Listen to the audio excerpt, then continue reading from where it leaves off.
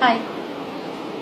ഞാനിപ്പോ എന്ത് പറയേണ്ടതെന്ന് എനിക്കറിയത്തില്ല. എന്നാലും എന്റെ കുറെ പ്രശ്നങ്ങൾ, എനിക്ക് കുറച്ച് ഒത്തിരി പ്രശ്നമുണ്ട്. എന്നാലും റീസെന്റ് ആയിട്ട് എന്റെ മനസ്സിലൊന്ന് ഹർട്ട് ചെയ്ത ഒരു പ്രശ്നം പറയാൻ വേണ്ടിയിട്ട് വിളിച്ചത്.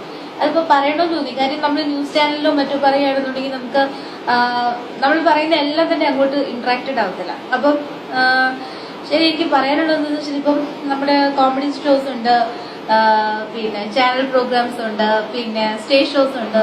ഇവിടെ എല്ലാം വരുന്ന എല്ലാ പ്രോഗ്രാമിനകത്തും ഒരു ഹാസ്യ കഥാപാത്രം അങ്ങനെയൊക്കെ ആയിട്ട് സരിത നായർ അവതരിപ്പിക്കപ്പെടുന്നുണ്ട്.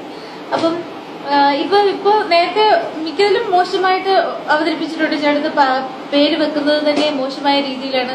ഞാൻ ഇതുവരെ എല്ലാം പോസിറ്റീവ് സെൻസിൽ എടുത്തിട്ടുള്ളൂ. പക്ഷെ ഈയിടെയായിട്ട് എനിക്ക് കുറച്ച് മനപ്രയാസം ഉണ്ടാക്കിയിട്ടുള്ള 1-2 വിഷയങ്ങളുണ്ട്. എന്താന്ന് വെച്ചാല് ഇപ്പൊ ഒരു പ്രമുഖ ചാനലിന്റെ ഒരു ചാനൽ ഷോയ്ക്കകത്ത് പിന്നെ എന്റെ പേര് വെച്ച് 2 പ്രോഗ്രാം ചെയ്തു. ഞാനും ഒരു കഥാപാത്രമായിട്ട് വരുന്ന സരിത നായർ എന്ന് പറയുന്ന കഥാപാത്രം വരുന്ന 2 പ്രോഗ്രാംസ് ചെയ്തു.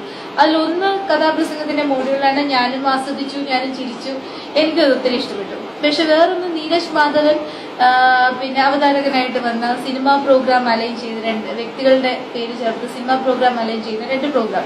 ഈ പ്രോഗ്രാമിനകത്ത് നീരജ് അറിഞ്ഞുകൊണ്ടാണോ അല്ലയോ, അല്ലെങ്കിൽ എന്റെ സ്ക്രിപ്റ്റ് റൈറ്റർക്ക് അറിഞ്ഞുകൊണ്ടാണോ ഇല്ലയോ, അതിനകത്ത് ടമാർ പടാർ എന്ന് പറയുന്ന ഒരു പേരിലാണ് എന്റെ പേര് അലൈൻ ചെയ്തു വന്നത്.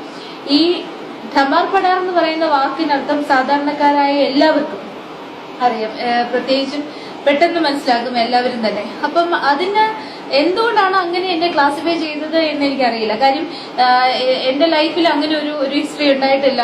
ഞാൻ കേസിന് മുമ്പോ പിമ്പോ മോശമായ രീതിയിൽ 1 രൂപ പോലും സമ്പാദിച്ച ഒരു വ്യക്തിയല്ല. അതുകൊണ്ടൊന്നും എന്റെ കുട്ടികളെ എന്റെ കുടുംബവും ഞാൻ നോക്കിയിട്ടില്ല. ഇനിയോട്ട് അങ്ങനെ നോക്കാൻ ആഗ്രഹിക്കുന്നുമില്ല. അങ്ങനെ ഒരു സിറ്റുവേഷൻ വരുവാണെന്നുണ്ടെങ്കിൽ ഞാനും എന്റെ കുഞ്ഞുങ്ങളും ഈ ഭൂമുഖത്ത് ഉണ്ടാകില്ല എന്ന് വിശ്വസിക്കുന്ന ഒരു സ്ത്രീയാണ് ഞാൻ. എനിക്ക് അങ്ങനെ ജീവിക്കാൻ താല്പര്യമില്ല.